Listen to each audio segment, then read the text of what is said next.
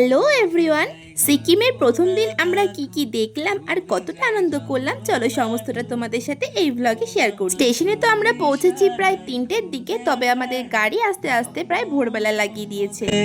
কামড়া দেখো না, কোনো সত্যি না কামড়ি দেবে কিন্তু। আজকে কতদিন পর মনে হয় আমি ভোরবেলার আকাশটা দেখছি, বেশ ভালো লাগছে কিন্তু। তারপরে আমরা টুক করে উঠে পড়ি গাড়িতে।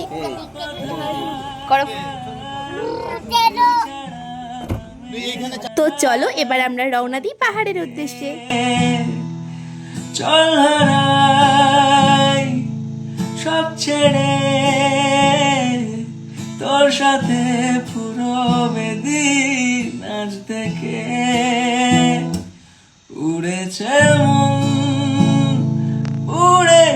মন যা ছিল আমার সবই তোর হাতে আকাশে। পাহাড়ে পৌঁছে আমরা একটা দোকান দেখে একটু দাঁড়িয়েছিলাম চা বিস্কুট এই সমস্ত খাওয়ার জন্য, আর এখানে মাসি আর মেশো কটা ফটোশুটও করছিল।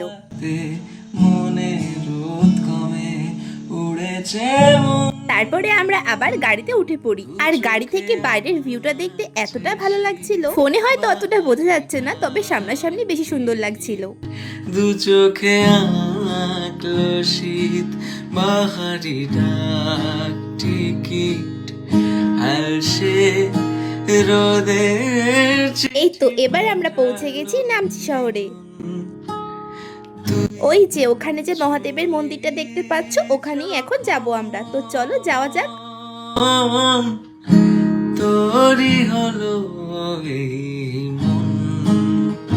ও তুই আসলি যখন তোরই হলো।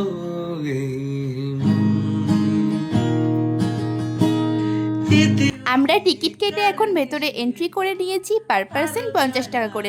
এরকম সুন্দর একটা মহাদেবের মূর্তি দেখতে পেলাম। তো চলো এখন ভেতরে এক একটা জিনিস তোমাদেরকে আমি দেখাতে থাকি, কেমন লাগলো কমেন্টে জানাতে ভুলো না। জীবন কাবার এত কথা বলি যাকে চিনি আমি চিনি তাকে, এত কথা বলি যাকে চিনি আমি চিনি তাকে, চোখে চোখে কত কত। এই গোটা বড় মন্দিরটার এরিয়ার মধ্যে অনেকগুলো ছোট ছোট মন্দির আছে, আর দেখো এখান থেকে দূরের ওই পাহাড়গুলো কি সুন্দর দেখাচ্ছে। এই যে মূর্তিটা, এটাকে দেখে আমি বুঝতেই পারলাম না যে এটা কোন ঠাকুরের মূর্তি। দেখতে তো অনেকটা শিব ঠাকুরের মতো, তবে হাতে আবার তীর ধনুক আছে। তোমাদের দেখে কি মনে হলো কমেন্টে জানিও তো। তারপরে আমরা চলে আসি মেন মন্দিরের মধ্যে। তবে এই মন্দিরটার ভেতরে কেমন একটা শান্তি শান্তি ব্যাপার আছে, এত টুরিস্ট আছে তাও সেরকম একটা চেঁচামেচি নেই। ভেতরে কিছু ছোট ছোট পাখির আওয়াজের জন্য পরিবেশটা আরো বেশি সুন্দর হয়ে গেছে।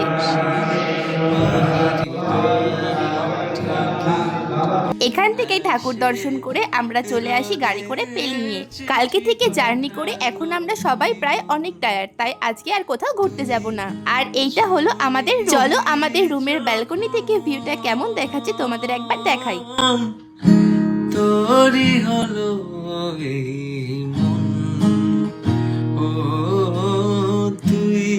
আর এখন আমি চলে এসেছি স্নান করে একটু রেডি হতে। না না কোথাও এখন ঘুরতে যাব না, একটু বেসিক স্কিন কেয়ার করে যাব খেতে।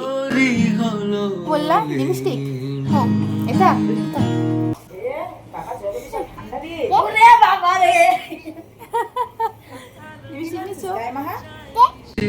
চলো না কুরবো আবার বেপরোয়া হাফ ছুটি মাখা আছে খুনসুটি।